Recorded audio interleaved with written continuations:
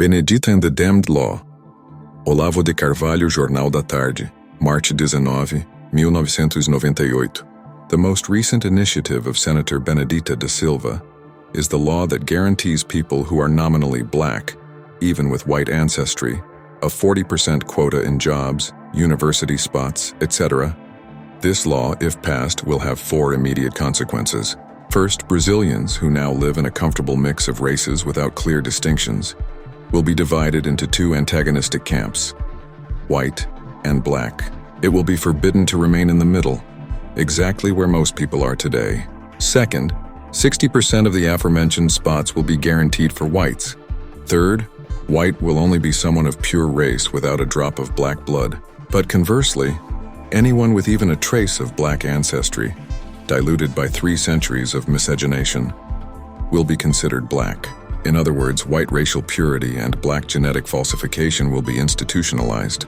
Fourth, in every competition for opportunities, race, which the democratic ideal says should be ignored, will become a decisive factor. Doubtful cases will have to be arbitrated by genetic tests, as in Nazi Germany, and once the 40% quota is filled, nothing will force a white employer to accept another black person, except perhaps the presentation of a fake certificate of whiteness. The law contains many other absurdities which I will analyze later. For now, these 4 are enough to define a state of overt racial conflict. And then, there are 2 possibilities. Either the senator clearly sees this and it is precisely what she desires for Brazil, in which case she is guilty of racism and conspiracy against democracy, or she sees nothing and is just an ignorant person giving opinions on matters far beyond her capacity. Tertium non datur. There is no third option. Not inclined to assume bad intentions in others, I decidedly opt for the latter alternative. In the past, the term popular leader referred to someone from the people who, through talent and personality, rose above the common fate of their peers. In them, the people recognized the best of themselves, an image of what everyone would like to be. Their success was a living refutation of social, economic, or racial determinism. The excellent individual defied destiny and affirmed the freedom of the human spirit.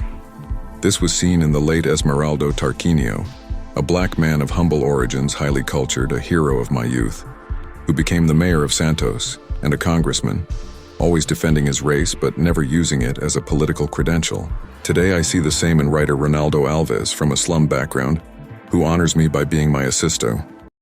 The general decline of politics has created a caricature of the popular leader, whose success does not come from their qualities but precisely from the lack of them. They come from the people, but they stand out from them only by the position they occupy, without any corresponding qualitative individualization. In them, the people do not recognize the best of themselves, but only their banal self-image of everyday life, the shallow and direct identity of irrelevance with irrelevance. No one wants to be like them because everyone already is. They just want to have what they have to be where they are. They are objects of envy, not admiration. Voting for them is not an act of homage, but a way to flatter one's own ego. The example of these individuals is not comforting for the poor and oppressed, but for the mediocre and foolish, who are equally distributed among the poor and rich, oppressed and oppressors, and constitute a powerful faction of the electorate. Hence, unlike true popular leaders who are hated by the upper classes, these people receive from the powerful, officially their ideological enemies, a paternal and affectionate treatment.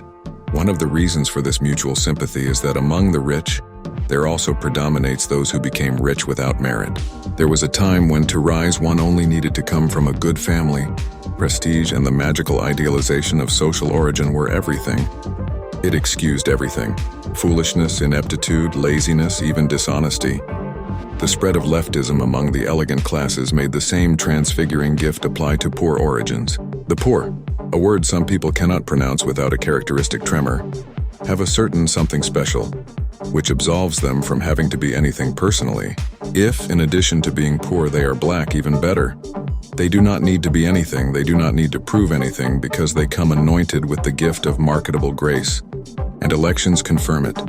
They are elected because they were born elected.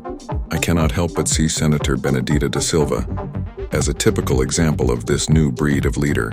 And the most compelling proof that they rose by extrinsic merit is that no matter how high they climb, no matter how much power they accumulate, They always retain the right of the poor and the disadvantaged to a charitable and protective treatment.